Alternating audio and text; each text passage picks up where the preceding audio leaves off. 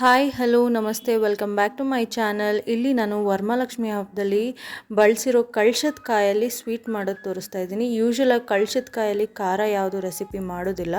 ಮೊದಲಿಗೆ ತೆಂಗಿನಕಾಯಿನ ಕಟ್ ಮಾಡಿಕೊಂಡು ಪೇಸ್ಟ್ ಮಾಡ್ಕೋಬೇಕು ನೀರು ಹಾಕ್ದಲೆ.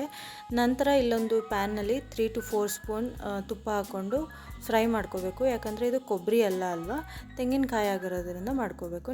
ನೆಕ್ಸ್ಟ್ ಇಲ್ಲಿ 2 ಕಪ್ ಕಾಯಿಗೆ 1 ಕಪ್ ಸಕ್ಕರೆ ಹಾಕ್ಕೋಬೇಕು.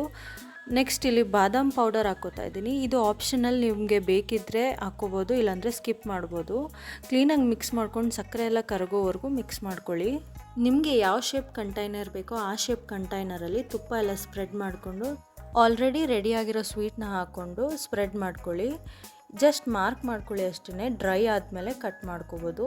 ನಿಮಗೆ ಬೇಕಿದ್ದರೆ ಮೇಲ್ಗಡೆ ಡ್ರೈ ಫ್ರೂಟ್ಸ್ ಈ ಥರ ಇಟ್ಕೋಬೋದು. ಇದಾಗಿತ್ತು ನನ್ನ ಸಿಂಪಲ್ ಸ್ವೀಟ್ ರೆಸಿಪಿ.